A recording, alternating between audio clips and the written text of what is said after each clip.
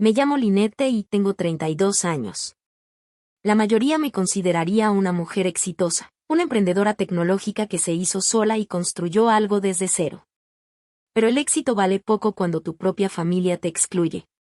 Aún me arde en la mente el mensaje de mi mamá: no vas a venir. Tu papá quiere solo a la familia. Ese mensaje llegó pocos días después de que les compré una casa de $900,000. La traición me dolió hasta el fondo, pero lo que nunca se esperaron fue mi respuesta. Antes de contarles esta historia increíble, díganme en los comentarios desde donde me ven y no olviden darle like y suscribirse si los dramas familiares les llegan al alma. Crecí en un hogar de clase media en los suburbios de Denver, pero siempre me sentí como la extraña de mi propia familia.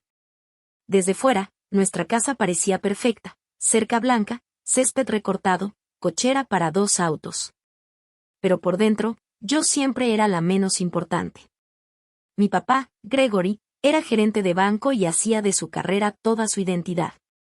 Salía de casa antes del amanecer y volvía mucho después de la cena, siempre con el maletín pegado a la mano. Los fines de semana se encerraba en su oficina diciendo que tenía que revisar reportes. Y en las pocas ocasiones que aparecía, toda su atención era para mi hermano menor, James, nunca para mí.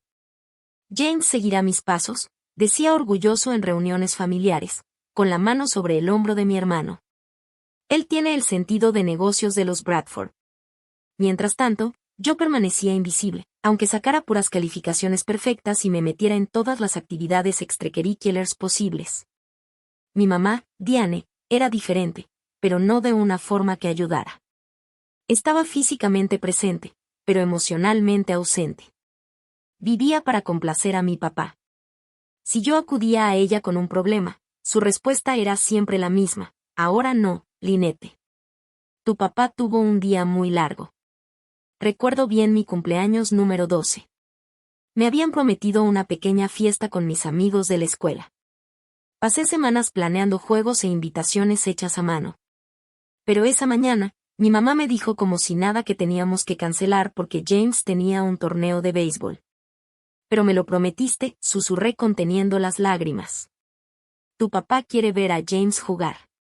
Podemos hacer tu fiesta otro día, respondió mientras empacaba la hielera con refrescos. Nunca la reprogramamos.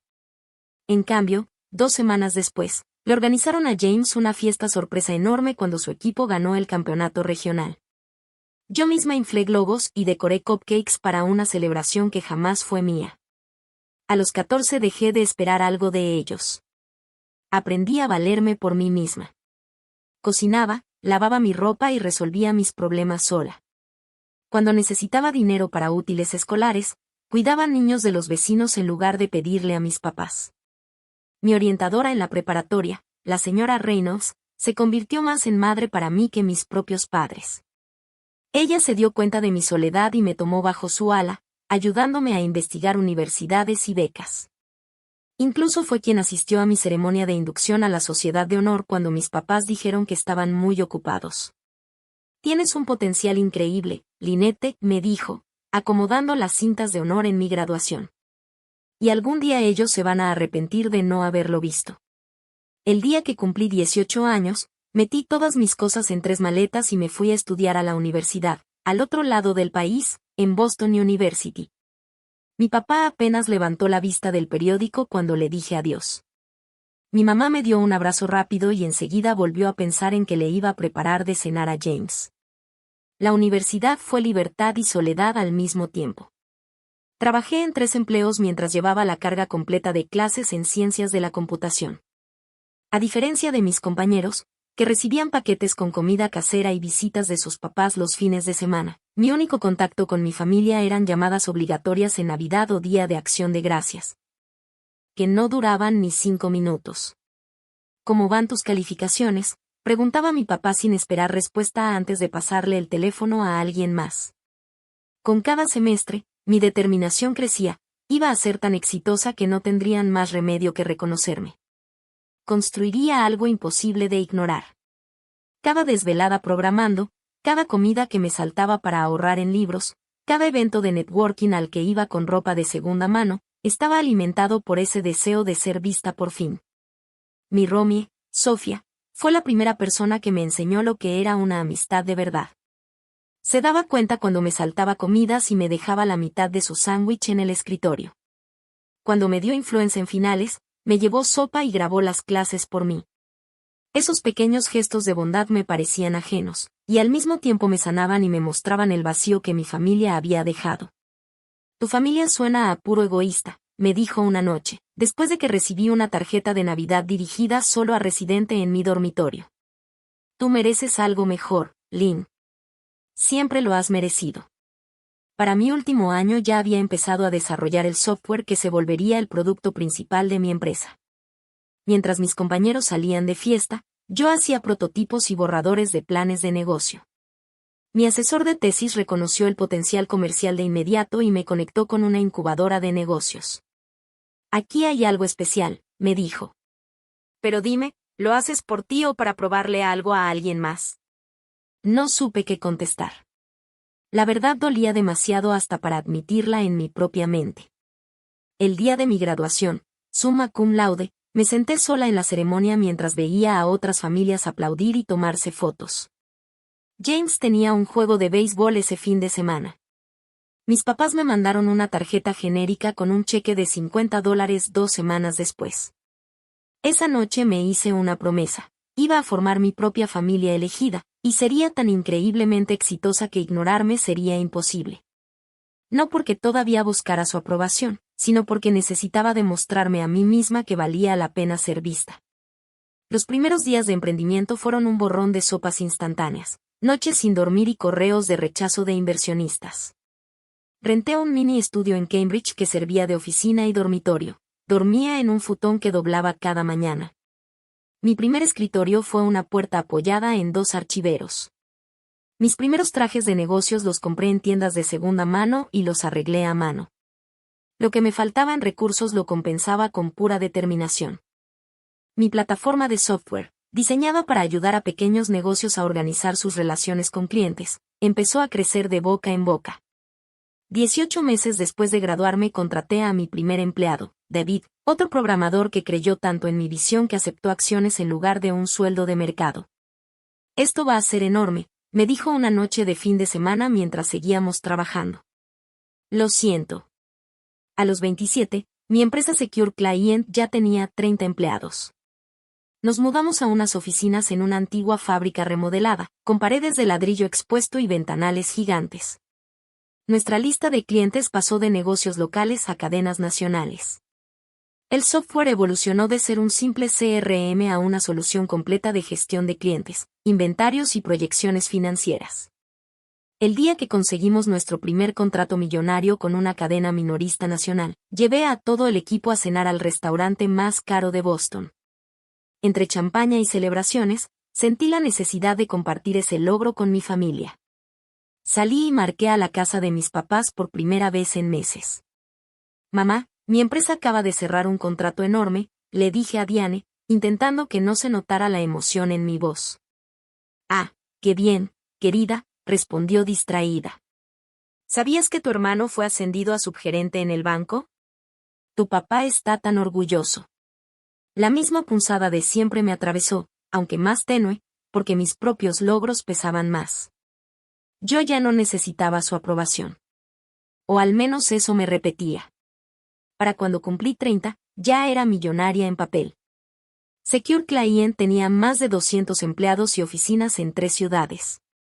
Revistas de negocios me incluyeron en las listas de 30 menores de 30. Compré una hermosa casa estilo brownstone en Back Bay, en Boston, y la llené de arte y libros. Desde afuera, mi vida parecía perfecta. Pero el éxito también trajo su propia soledad. Salía en citas de vez en cuando, pero siempre ponía mis relaciones en segundo lugar después de mi empresa. Sofía seguía siendo mi amiga más cercana, aunque se había mudado a Chicago para hacer su residencia médica. La mayoría de las noches volvía a mi casa impecablemente diseñada y cenaba comida para llevar, sola, mientras veía en redes sociales fotos de familias celebrando juntas. Un encuentro inesperado lo cambió todo. En una conferencia de tecnología en Denver me topé con un colega de mi papá del banco. Me comentó que mi padre se retiraba después de 35 años. Seguro le están organizando una gran fiesta, dijo. Gregory era casi una institución en First National. Yo asentí y sonreí, ocultando que no tenía idea de que mi papá se jubilaba. Nadie se había molestado en decírmelo. Esa noche, en la habitación del hotel, miré mi celular por casi una hora antes de decidirme a marcar. Para mi sorpresa, mi papá contestó. Hola, Lynette, dijo con la misma voz de siempre. Tu mamá mencionó que te va bien en los negocios. La conversación fue rígida, llena de silencios incómodos y preguntas superficiales, pero aún así fueron más palabras que habíamos intercambiado en años. Al final, respiré hondo y le pregunté, ¿estaría bien si los visito mientras estoy en la ciudad? Escuché sobre tu retiro. Hubo una larga pausa. Supongo que está bien, respondió por fin. La casa se veía más pequeña de lo que recordaba. La cerca blanca necesitaba pintura, el pasto estaba parchado y la puerta del garaje abollada. Mi mamá abrió la puerta. Su cabello ya era totalmente canoso y su cara mostraba más arrugas de las que recordaba. Te ves exitosa, dijo, como si fuera el mayor cumplido que podía darme. Me llevó a la sala donde mi papá estaba sentado en su sillón reclinable, periódico en mano, como siempre. La única diferencia eran los lentes sobre su nariz y el ligero temblor en sus manos. La cena fue incómoda.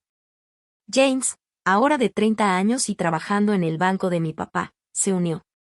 Mantuvo la misma actitud despectiva hacia mí, interrumpiendo mis respuestas y desviando cada conversación hacia él. Pero noté algo nuevo, un destello de envidia cuando mi mamá mencionó haber leído sobre mi empresa. ¿Entonces de verdad diriges todo el negocio?, preguntó mi papá durante el postre. Era la primera pregunta directa que me hacía en toda la noche. Sí, respondí. Ya tenemos más de 200 empleados y oficinas en Boston, Nueva York y San Francisco. Por un instante fugaz vi algo parecido al respeto en sus ojos, antes de que apartara la mirada. Esa visita marcó el inicio de una reconciliación cautelosa. Empecé a llamar más seguido. Enviaba regalos de cumpleaños y Navidad. Cuando lanzaba un nuevo producto, les mandaba el comunicado de prensa, aunque nunca supe si lo leían. 6 meses después de esa visita, mi mamá me llamó de la nada. Tu papá ha tenido algunos problemas de salud, dijo. Nada grave, solo presión alta y colesterol. El doctor dice que necesita reducir el estrés. Le escuché hablar de cuentas médicas y del costo de los medicamentos. Por primera vez me estaba confiando problemas familiares. Fue un giro extraño. Y aunque sabía que seguramente me buscaba solo por mi éxito financiero, sentí un destello de esperanza. Puedo ayudar, ofrecí. Solo dime qué necesitan. Durante el año siguiente pagué varias de sus cuentas médicas. Les mandaba tarjetas de regalo para el súper y restaurantes. Cada vez, la gratitud de mi mamá parecía genuina, aunque contenida. Mi papá nunca mencionaba la ayuda directamente, pero ya no cambiaba de tema cuando yo hablaba de mi empresa. James seguía siendo el hijo dorado, pero noté que el brillo empezaba a desvanecerse. A sus 30 años todavía vivía en un departamento pagado por mis papás. Su puesto de subgerente parecía implicar poca responsabilidad real. En una visita, lo escuché mientras mi papá le preguntaba cuándo pensaba ponerse en serio. En una llamada cerca de mi cumpleaños 31, mi mamá mencionó que el techo de la casa tenía goteras y que la cimentación podía estar dañada. Las reparaciones cuestan más de lo que podemos pagar con la pensión de tu papá, dijo. Quizás tengamos que mudarnos a algo más pequeño. Por primera vez escuché verdadera preocupación en su voz. La casa donde crecí, donde tantas veces me sentí invisible, estaba en riesgo de perderse. A pesar de nuestra complicada historia, no podía soportar la idea de mis padres mayores obligados a dejar el hogar donde habían vivido 35 años. Déjame ir a visitarlos, le dije. Podemos hablar de opciones. Cuando llegué a Denver ese fin de semana, el deterioro de mi antigua casa era peor de lo que imaginaba. El techo no solo tenía una fuga, estaba visiblemente hundido de un lado. Los problemas de la cimentación habían causado grietas en las paredes exteriores. Por dentro, la casa que alguna vez mi madre mantenía impecable mostraba su edad, electrodomésticos viejos, alfombra desgastada y manchas de agua en varios techos. Durante la cena en un restaurante local, mis padres compartieron a regañadientes su situación financiera. La pensión de mi papá era mucho menor de lo esperado. La recesión había afectado sus inversiones de retiro. Los gastos médicos habían consumido sus ahorros. Llevaban meses usando tarjetas de crédito para cubrir gastos básicos.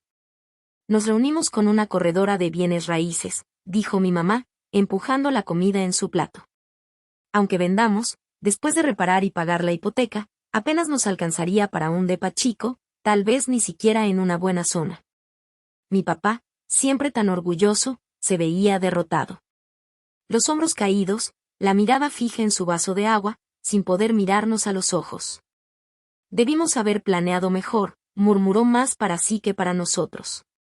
Siempre les decía a mis clientes que se prepararan para el retiro, y yo no seguí mi propio consejo.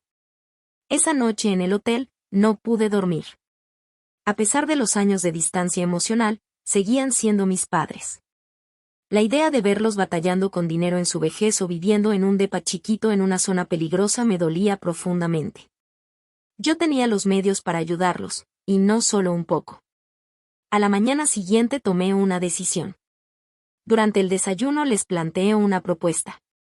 Quiero comprarles una casa nueva, dije, observando cómo sus expresiones pasaban de la confusión a la incredulidad. Una que sea del tamaño adecuado para ustedes, sin problemas de mantenimiento, en un buen vecindario. No podemos aceptar algo así, empezó mi mamá, aunque vi el brillo de esperanza en sus ojos. No necesitamos caridad, agregó mi papá con rigidez. No es caridad, contesté. Es lo que hace la familia. Ustedes me dieron lo que pudieron cuando crecí, ahora yo puedo hacer esto por ustedes. Déjenme ayudarles. Después de mucha plática y varias revelaciones financieras que claramente avergonzaban a mi papá, aceptaron que buscara opciones. Lo que comenzó como una idea sencilla para encontrarles un hogar de retiro se transformó en algo mucho más grande. Contraté a una agente de bienes raíces especializada en casas para jubilados. Viajaba a Denver cada 2 fines de semana para ver propiedades con ellos. Lo que al inicio era un presupuesto de $400,000 fue creciendo poco a poco, al ver cómo se les iluminaba la cara con ciertos detalles. Una cocina gourmet para mi mamá. Un estudio con libreros empotrados para mi papá, un patio trasero ideal para un huerto, un vecindario con senderos y un centro comunitario. Esta se siente como hogar, susurró mi mamá mientras recorríamos una hermosa casa de un piso estilo Craftsman, en una comunidad para adultos activos. Tenía 4 recámaras, 3 baños, un diseño abierto y un patio techado con vista a un pequeño lago artificial. El precio, $900,000, más del doble de lo que había planeado. Pero ver sus rostros mientras imaginaban dónde colocar sus muebles y cómo sería su nueva vida hizo que la decisión fuera fácil. Ese mismo día hice la oferta, en efectivo, para acelerar el proceso. El día que les entregué las llaves, mi mamá lloró. Mi papá, en una rara muestra de emoción, me dio un abrazo breve. No merecemos esto, murmuró. Tal vez no, respondí con sinceridad. Pero quiero que lo tengan. La mudanza fue surreal. Contraté a mudanceros y organizadores profesionales para empacar su casa vieja y acomodar todo en la nueva. Mi mamá iba de un lado a otro diciendo dónde debía ir cada mueble, mientras mi papá supervisaba la instalación de su sistema de entretenimiento en el estudio. Yo me quedaba al fondo, siendo parte de la familia y al mismo tiempo estando aparte, la proveedora, pero todavía la extraña. James llegó tarde, cuando casi todo estaba listo. Caminó por la casa con una expresión que no pude descifrar del todo, entre asombro y resentimiento. Esto debió costar una fortuna, comentó, acariciando la encimera de granito en la cocina. Valió la pena, respondí simplemente.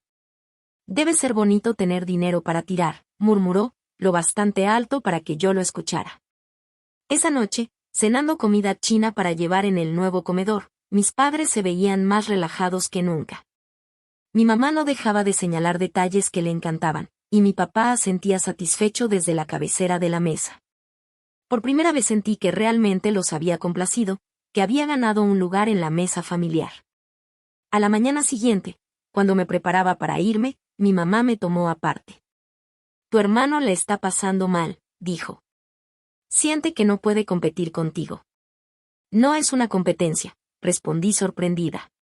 Por supuesto que no, contestó ella rápido. Pero sabes que él siempre ha sido el especial de la familia, y ahora tú estás haciendo todos estos gestos grandiosos. Le cuesta trabajo. Mordí mi lengua para no responder lo que surgió de inmediato, que él siempre había sido el favorito, que había recibido el apoyo emocional y el reconocimiento que yo tanto había deseado.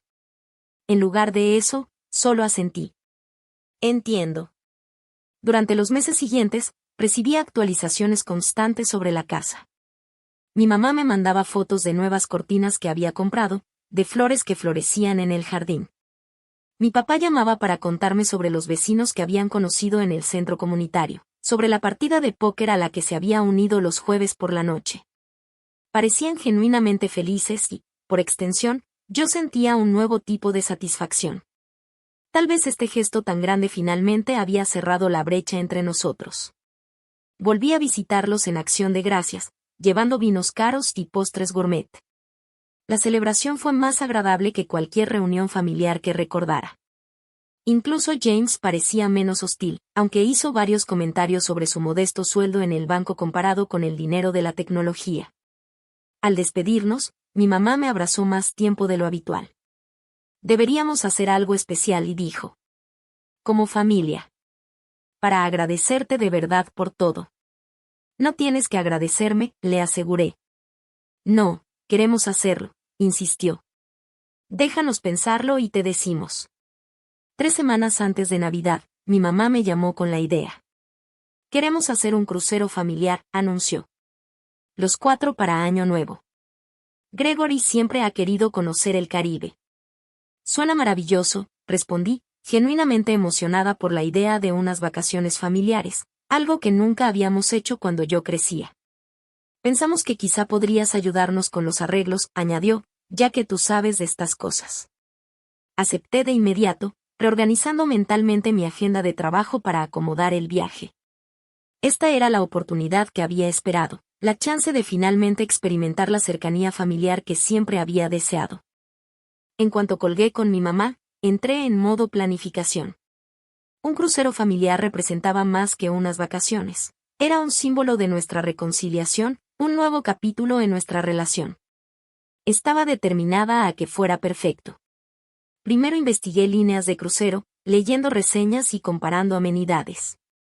Esto no podía ser cualquier crucero, tenía que ser excepcional.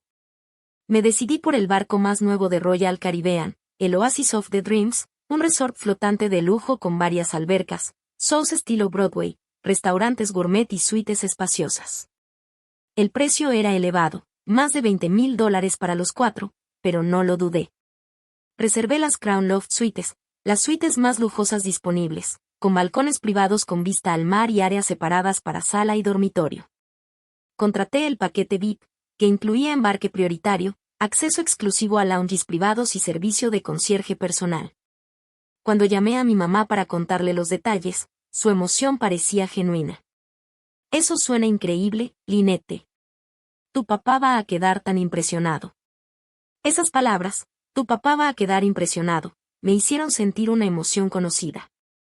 A pesar de todo, a pesar de mi éxito y mi independencia, una parte de mí todavía ansiaba su aprobación. Luego vinieron los detalles logísticos. Reservé vuelos para todos desde Denver a Miami, donde abordaríamos el barco. Investigué excursiones en cada puerto, seleccionando experiencias para cada parada. Pensé en actividades que cada miembro de la familia pudiera disfrutar. Un tour histórico por el viejo San Juan para mi papá, una clase de cocina en Street Thomas para mi mamá. Y una aventura de vela en Street Martin que todos pudiéramos disfrutar juntos. Mi asistente personal, María, observaba mi planificación frenética con preocupación. Te estás esforzando demasiado para este viaje, comentó mientras yo debatía si enviar boletos de avión a mis padres en primera clase o en clase ejecutiva. Es importante, respondí simplemente. Nunca te he visto tomar una semana completa de vacaciones, señaló. Ni siquiera cuando tuviste neumonía el año pasado. Tenía razón. En los 10 años desde que fundé mi empresa, nunca había tomado más de 3 días consecutivos de descanso. Había construido mi éxito con dedicación implacable, siempre disponible, siempre poniendo la empresa primero. Pero para este crucero familiar, estaba programando 7 días completos fuera de la oficina, más el tiempo de viaje a cada lado. Ya había informado a mi equipo ejecutivo y a la junta directiva que estaría completamente desconectada. Esto es diferente, le dije a María. Esto es familia. A medida que se acercaba la fecha del crucero, mi emoción crecía. Compré ropa nueva para las vacaciones, incluyendo atuendos de resort que normalmente nunca me habría comprado. Pasé horas seleccionando los regalos perfectos para cada miembro de la familia, cosas que abrirían durante el viaje, un reloj náutico vintage para mi papá, un set de joyería artesanal de perlas para mi mamá. Y para James unos audífonos inalámbricos caros que sabía que había estado deseando. También me preparé profesionalmente. Trabajé horas extra para despejar mi agenda, delegué proyectos en curso y creé planes de contingencia detallados para cualquier emergencia que pudiera surgir durante mi ausencia. Mi equipo de gestión parecía sorprendido por mi meticulosidad. Podemos manejar las cosas por una semana, me aseguró mi CEO en nuestra última reunión de preparación. La empresa existía antes que tú y existirá después de ti. Su elección de palabras me pareció extraña, pero estaba demasiado ocupada planeando el viaje para darle demasiadas vueltas. Nunca había considerado que la existencia de mi empresa pudiera estar separada de la mía. En muchos sentidos, Secure Client se había convertido en mi identidad, mi hijo, la familia que había creado para mí misma cuando la biológica había fallado. 2 semanas antes del crucero, programé una videollamada con mis padres y James para repasar el itinerario. Había creado carpetas detalladas para cada uno con sus documentos de viaje, horarios diarios, información del barco y sugerencias de qué empacar. Esto es muy detallado, comentó mi papá, hojeando su carpeta en pantalla.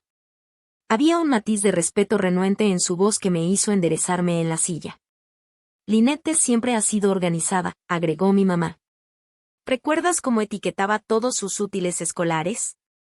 Era algo pequeño, un reconocimiento a un rasgo de mi infancia, pero significaba el mundo para mí. Habían notado algo de mí, lo recordaban y lo mencionaban con cierto afecto. Progreso, pensé. James parecía aburrido la mayor parte de la llamada, revisando su celular mientras yo explicaba los procedimientos de embarque, pero se animó cuando mencioné los paquetes de bebidas ilimitadas que había comprado para todos. «¿O sea que ya todo está pagado?», preguntó. «No necesitamos llevar dinero. Solo para souvenirs o actividades extra que quieras hacer», expliqué. «Todas las comidas, bebidas y excursiones que reservé están cubiertas». Él asintió, aparentemente satisfecho, y volvió a su celular. Después de la llamada, sentí una ola de anticipación como no había experimentado en años. Esto realmente estaba sucediendo. Seríamos una familia normal disfrutando unas vacaciones de lujo juntos. Quizá, en la atmósfera relajada del crucero, lejos de las presiones y patrones de su vida diaria, mis padres finalmente me verían. Quizá James y yo pudiéramos encontrar un terreno común como adultos, en lugar de rivales por la atención de nuestros padres. La semana antes del crucero apenas podía concentrarme en el trabajo. Revisaba y revisaba nuestros arreglos, confirmaba los vuelos y aseguraba que los pasaportes estuvieran en orden. Incluso llamé a la línea de cruceros para organizar sorpresas especiales, como un pastel para nuestra primera cena a bordo y champaña en la suite de mis padres al llegar. 3 días antes de la salida, recibí confirmación de que todo estaba listo. Tuve una última videollamada con mi equipo ejecutivo, asegurándoles que la empresa sobreviviría sin mí por una semana, aunque en secreto me preguntaba si yo sobreviviría sin la empresa. Mi trabajo había sido mi refugio, mi propósito, mi validación durante tanto tiempo.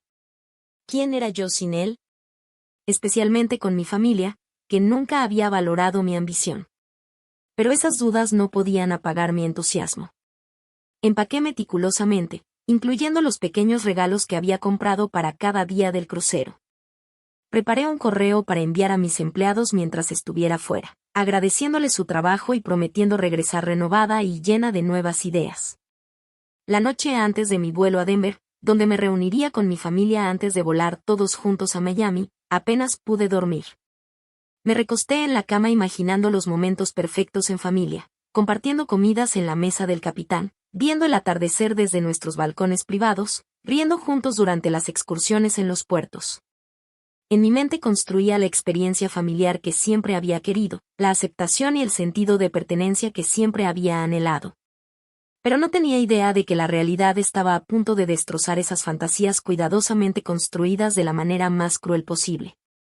Revisaba mi maleta por última vez, asegurándome de haber empacado todo para el crucero, cuando mi teléfono vibró con un mensaje de texto. Lo miré casualmente, esperando que fuera de mi asistente confirmando los detalles del vuelo o tal vez del servicio de auto que había arreglado para ir al aeropuerto. En cambio, vi el nombre de mi mamá en la pantalla. Sonriendo, abrí el mensaje, pensando que quizá compartía su emoción de último minuto por nuestro viaje. Pero las palabras que aparecieron me hicieron congelar la mano, aún sosteniendo un vestido de verano doblado en el aire. No vienes. Papá quiere solo familia. Me quedé mirando el teléfono, segura de que había entendido mal. Leí el mensaje otra vez, y luego una tercera. 7 palabras que no tenían sentido. Yo era familia. Yo era su hija. Yo había organizado y pagado todo el viaje. Con las manos temblando, llamé a mi mamá de inmediato. La llamada se fue directo al buzón de voz. Probé con el teléfono de mi papá, con el mismo resultado. Finalmente llamé a James, quien contestó en el cuarto timbre. Hola, dijo, sonando distraído. Música sonaba de fondo. James, ¿qué está pasando?, pregunté, con la voz tensa. Mamá me acaba de mandar un mensaje diciendo que no voy al crucero. Eso no puede ser cierto. Hubo una larga pausa. Sí, sobre eso, respondió finalmente. Britney va a ir en tu lugar. Britney, repetí, confundida. ¿Tu novia? No entiendo. Mira, mamá y papá realmente querían conocerla, y solo había 3 asientos. Su voz se apagó. Hay 4 asientos, James. Los reservé yo misma, uno para cada uno de nosotros. Otra pausa. Bueno, papá pensó que sería mejor así. De todos modos siempre estás tan ocupada con el trabajo. Mi mente corría tratando de procesar lo que estaba pasando. Tenía mi agenda despejada, había tomado una semana libre. Todo estaba arreglado. Sí, gracias por eso. Los boletos y todo salieron perfecto. Su tono era casual, como si estuviéramos hablando de algo tan trivial como los planes de la cena. Britney está realmente emocionada por las excursiones que planeaste. Una fría realidad me recorrió. Ellos aún iban a ir al crucero que yo había pagado, pero yo estaba siendo excluida. Si lo pones así, suena mal, dijo James, con un matiz defensivo en la voz. Pero vamos, Lynette. No es como si necesitaras vacaciones. Has ido de viajes de negocios a lugares mucho más exóticos que el Caribe. Me dejé caer pesadamente al borde de la cama, sintiéndome aliviada y al mismo tiempo devastada. ¿Les dijiste que me cancelaran? ¿Es idea tuya? No fue así, protestó. Solo mencioné que probablemente no disfrutarías mucho estar atrapada con la familia 24/7, cuando estás acostumbrada a tu vida de SEO, y que Britney y yo estamos bastante serios. Así que sería bueno que mamá y papá pasaran tiempo con ella. O sea que sugeriste reemplazarme con tu novia en un viaje familiar que yo planeé y pagué. No tienes que hacerlo sonar tan calculado, respondió James, molesto. Mira, mamá y papá estuvieron de acuerdo. Tiene más sentido así. En realidad somos una unidad familiar. Nos vemos todo el tiempo. Tenemos bromas internas y cosas así. Tú has estado fuera por años haciendo lo tuyo. Cada palabra era un giro de cuchillo. Yo les compré una casa, dije en voz baja. Pagué sus gastos médicos. Sí, con tus millones, se burló James. Eso es fácil para ti. Pero ¿dónde estabas cuando papá necesitaba ayuda con el jardín cada fin de semana, cuando mamá estuvo enferma de neumonía el invierno pasado, cuando necesitaban que alguien los llevara al médico? Yo estuve aquí, Lynette. He estado aquí todo el tiempo. La injusticia de sus acusaciones me dejó sin palabras. Nunca me pidieron ayuda con esas cosas. Ni siquiera me dijeron que mamá estaba enferma, porque saben que ahora eres demasiado ocupada e importante, replicó. No quieren molestar a la gran CEO. Respiré hondo tratando de calmar mi voz. Pon a mamá o a papá al teléfono. Necesito escuchar esto de ellos. No están aquí. Están en el centro comercial comprando ropa para el crucero. Su voz se suavizó un poco. Mira, no es personal. Simplemente se sienten más cómodos conmigo. Eso es todo. Los intimidas con tu éxito y tu vida de lujo. ¿Así que todo esto es culpa mía por tener éxito? Nadie dice que sea tu culpa, respondió James. Pero su tono decía otra cosa. Es solo como es, continuó. Papá dijo, y cito, solo quiero relajarme con mi familia, no sentir que estoy en un viaje de negocios con Lynette hablando de su empresa todo el tiempo. Las supuestas palabras de mi padre dolieron más que cualquier otra cosa. Después de todos mis esfuerzos, después de todos mis intentos por cerrar la brecha, él todavía no me veía como parte de la familia. Yo seguía siendo la extraña, la no deseada.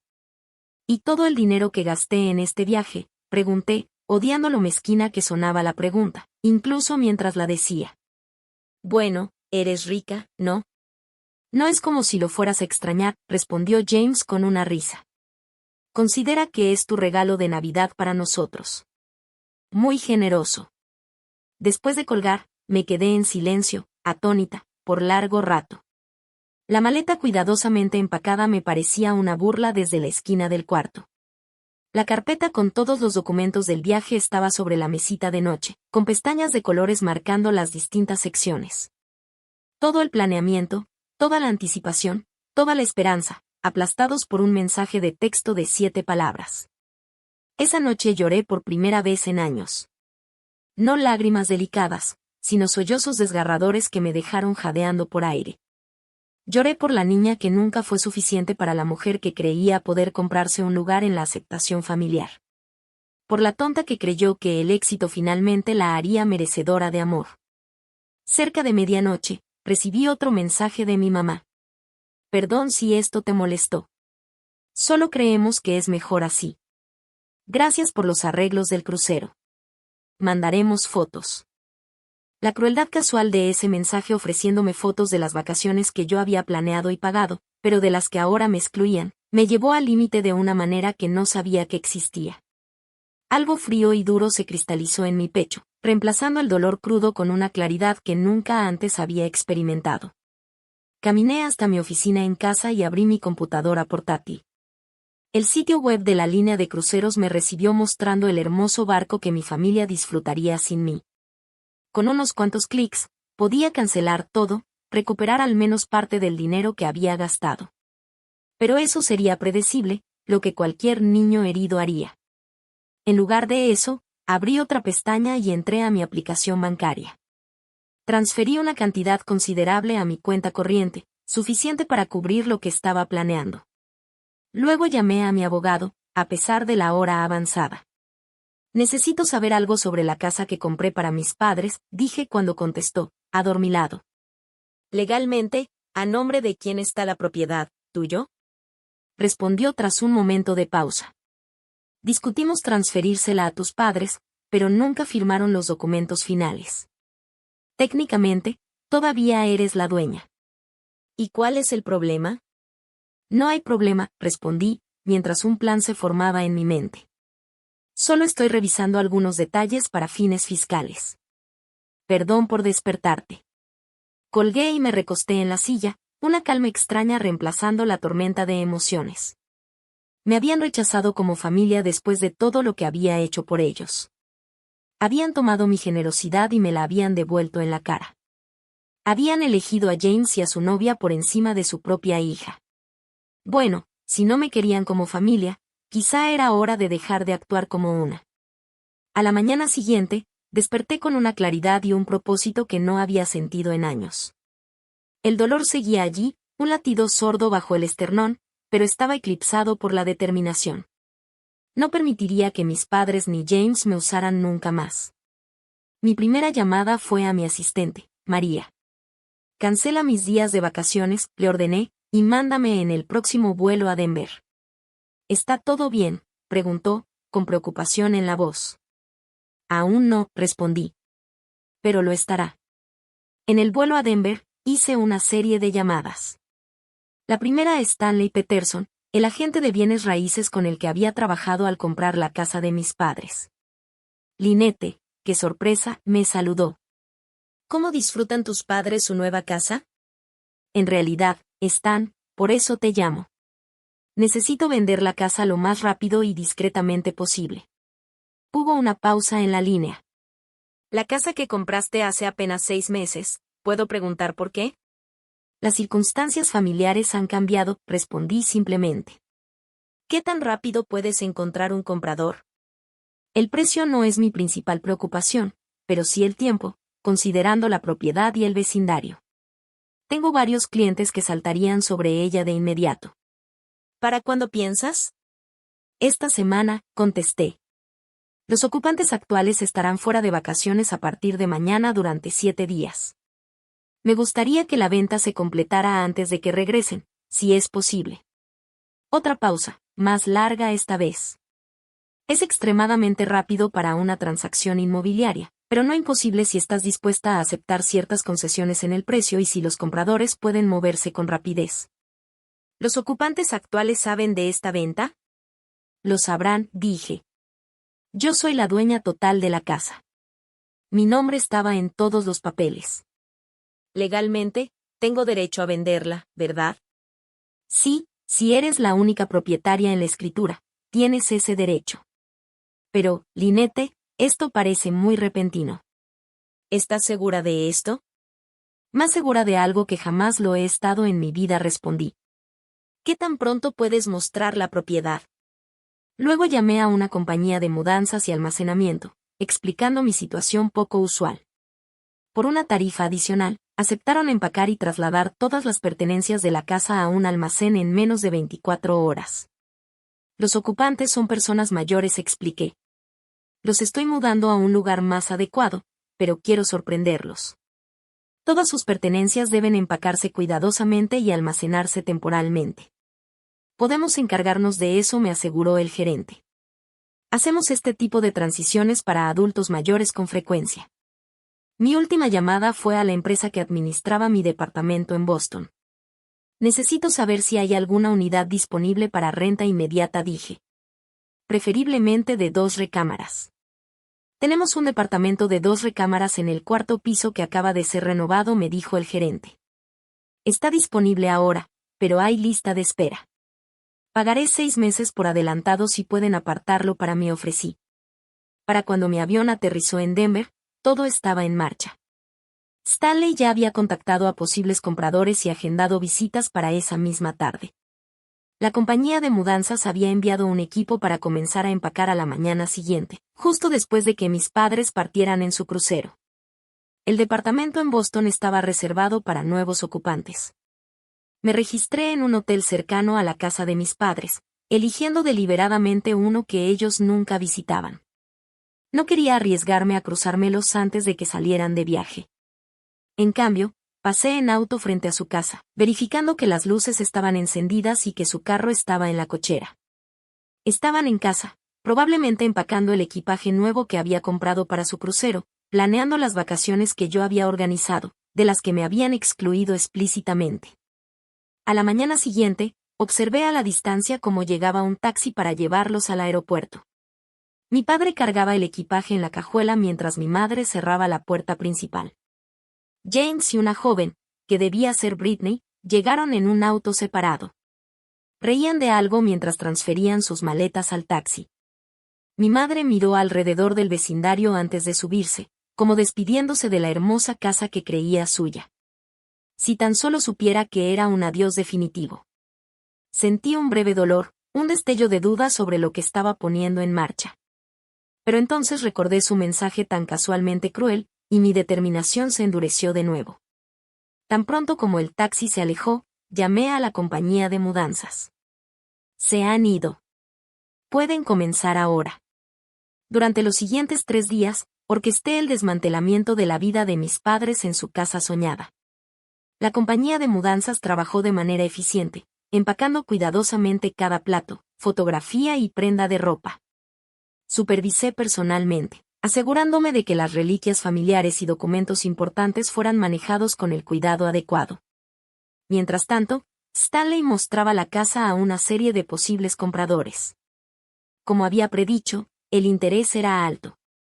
Al final del segundo día, ya tenía 3 ofertas, todas por encima del precio solicitado, a pesar del calendario acelerado. Los Johnson son mi recomendación, me dijo Stanley mientras revisábamos las ofertas en su oficina. Pareja joven, ambos doctores, buscando formar una familia. Pueden cerrar en 3 días y están dispuestos a pagar en efectivo para agilizar el proceso. Estudié la carta de oferta de la pareja, que incluía una foto de ellos frente a su edificio actual, sonriendo ampliamente. Parecían amables, del tipo de personas que apreciarían la casa y la convertirían en un verdadero hogar. Los Johnson, dije. Son ellos. Firmé los papeles de aceptación. En el cuarto día, cuando los mudanceros terminaron de cargar las últimas pertenencias de mis padres en el almacén, caminé por la casa vacía una última vez. Los espacios que brevemente habían contenido los muebles de mis padres ahora resonaban con mis pasos. En la cocina, donde mi madre había estado tan emocionada por los electrodomésticos de alta gama, una sola taza de café quedaba en un gabinete. En el estudio de mi padre, un marcador de libros había caído al suelo desde uno de sus libros de historia. Estos pequeños vestigios de su vida allí me afectaron más de lo que esperaba. Por un momento, me detuve en el centro de la sala, recordando sus rostros cuando les había entregado las llaves por primera vez. ¿Esa gratitud había sido genuina, o simplemente estaban calculando el beneficio económico, viéndome como un recurso en lugar de como hija? No importaba ahora. La casa sería de los Johnson para mañana por la tarde. Mis padres regresarían de su crucero para encontrar que su casa soñada había sido vendida, sus pertenencias guardadas en almacenamiento y su hija había terminado de intentar comprar su amor. Pero no era completamente despiadada. El quinto día, mientras se cerraba la venta y recibía la confirmación de que los fondos habían sido transferidos a mi cuenta, hice un último arreglo. Renté un pequeño pero agradable departamento de 2 recámaras en una comunidad de adultos mayores en Denver, pagando un año de renta por adelantado. Organicé que parte de sus muebles fuera trasladada allí desde el almacén, suficiente para que el espacio fuera funcional y algo familiar. Dejé una carpeta sobre la encimera de la cocina con el contrato de arrendamiento, las llaves del departamento, la dirección y el código de acceso del almacén donde se encontraban sus pertenencias restantes. Y un cheque certificado por $20,000. Suficiente para ayudarlos a hacer la transición, pero no lo suficiente para comprar otra casa en el mercado de Denver. También dejé una carta, mecanografiada, explicando exactamente por qué había tomado estas acciones. No era una carta emotiva, sino un recuento factual de lo ocurrido. Detallé mis esfuerzos por reconectarme con ellos, el dinero que había gastado, la casa que había comprado, el crucero que había organizado y, finalmente, el mensaje de texto que había dejado claro que no me consideraban familia a pesar de todo. La carta concluía simplemente: ya no intentaré comprar un lugar en su familia. El arrendamiento del departamento está pagado por un año, dándoles tiempo para hacer nuevos arreglos. El dinero debe ayudar con gastos inmediatos. Sus pertenencias están seguras y accesibles. No intenten contactarme respecto a la casa, la venta es legal y definitiva. Les deseo bien, pero nuestra relación ha concluido. Lynette. El sexto día regresé a Boston, dejando atrás a Denver y a mis padres. El crucero que llevaba a mi familia, sin mí, navegaba por algún lugar del Caribe, sus pasajeros ajenos a la realidad cambiada que los esperaba al regresar. Por primera vez en mi vida adulta, me sentí verdaderamente libre. Libre de la desesperada necesidad de aprobación que me había impulsado por tanto tiempo. Libre de la fantasía de que podía comprar mi lugar en el círculo familiar que siempre me había excluido. Libre para crear mi propia definición de familia basada en la conexión genuina y no en la obligación biológica. Al aterrizar en Boston, mi teléfono vibró con un mensaje de Stanley Johnson. Se mudaron hoy. Les encanta la casa. ¿Estás segura de esto? Absolutamente, respondí. Algunos regalos tienen un precio demasiado alto. La primera llamada llegó 3 días después de que mis padres regresaran de su crucero. Estaba en una junta directiva cuando la pantalla se iluminó con el nombre de mi padre. Rechacé la llamada y continué con mi presentación. 10 minutos después llamaron mi madre, luego James, y después mi padre de nuevo. Silencié por completo el teléfono. Al final del día, tenía 17 llamadas perdidas y 32 mensajes de texto. No leí ninguno. En su lugar, me concentré en el trabajo, aprobando un nuevo calendario de desarrollo de productos y entrevistando candidatos para nuestro creciente equipo de ingeniería. Esa noche dormí mejor que en meses. Las llamadas y mensajes continuaron por días, volviéndose cada vez más frenéticos. A veces alcanzaba a leer la primera línea de un mensaje, ¿cómo pudiste hacer esto?, o necesitamos hablar de inmediato, o esto es imperdonable. Ninguno mostraba comprensión ni reconocía cómo me habían tratado. Ninguno importaba ya.